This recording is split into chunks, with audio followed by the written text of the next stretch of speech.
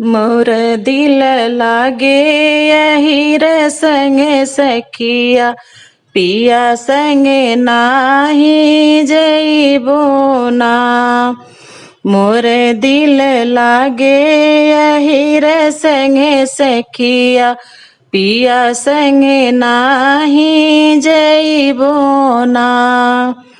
अहिरा खियावे पूड़ी मिठाई, अहिरा खियावे पूड़ी मिठाई, सैया भौरी के हो तरसवल, पिया संगे नाही जइबो ना।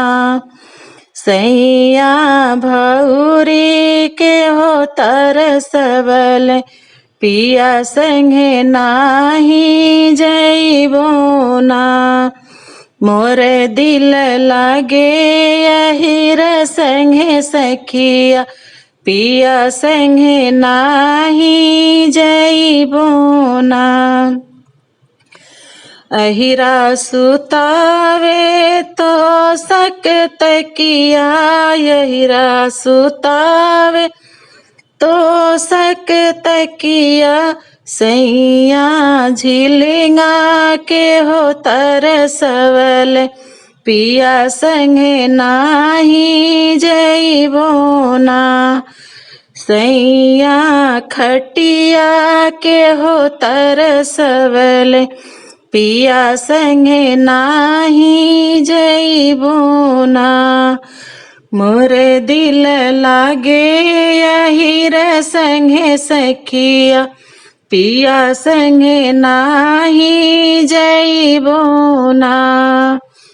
अहिरा खियावे छेना रसगुल्ला, अहिरा खियावे छेना रसगुल्ला, सैया बर्फी के हो तरसवल, पिया संगे नाही जइबो ना।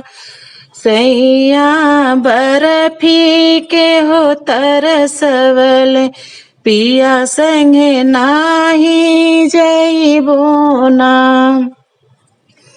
मोर दिल लागे यही रे संगे सखिया, पिया संगे नाही जइबो ना। अहिरा पिन्हावे लहंगा चुनरी, अहिरा पिन्हावे लहंगा चुनरी, सैया लुगरी के हो तरसवल, पिया संगे नाही जइबो ना।